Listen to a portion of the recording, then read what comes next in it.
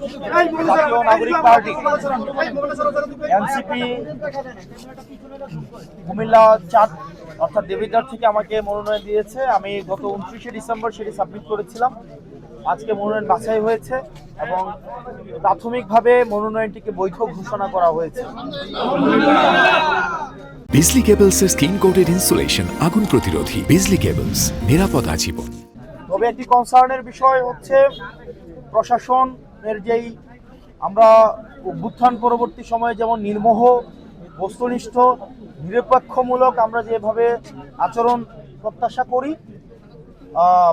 আজকে পরে মনে হয়েছে যে নির্বাচনে কতটা নিরপেক্ষ হবে, প্রশাসন কতটা নিরপেক্ষ থাকবে, সেটি আসলে এখন আমি শঙ্কা প্রকাশ করছি। পর্যাপ্ত যুক্তি, পর্যাপ্ত তথ্য থাকার পরেও আমাদের একজন প্রার্থী উনি ব্যাংক ডিফল্টার, উনি উইলফুল ব্যাংক ডিফল্টার।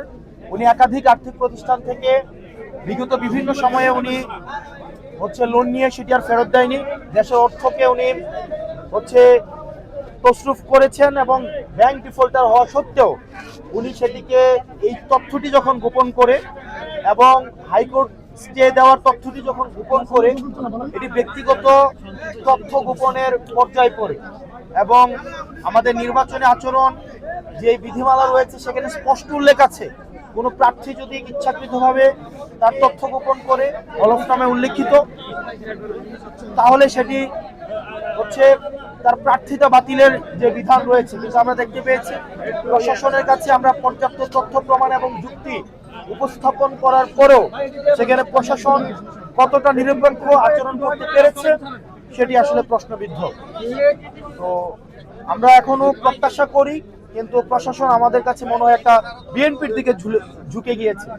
সহজ কথা, প্রশাসনের যে দ্বিচারিতামূলক আচরণ সেটি নিরপেক্ষ, সুষ্ঠু, অংশগ্রহণমূলক নির্বাচন কতটা হতে পারে সেটি নিয়ে আসলে আমরা শঙ্কা প্রকাশ করছি।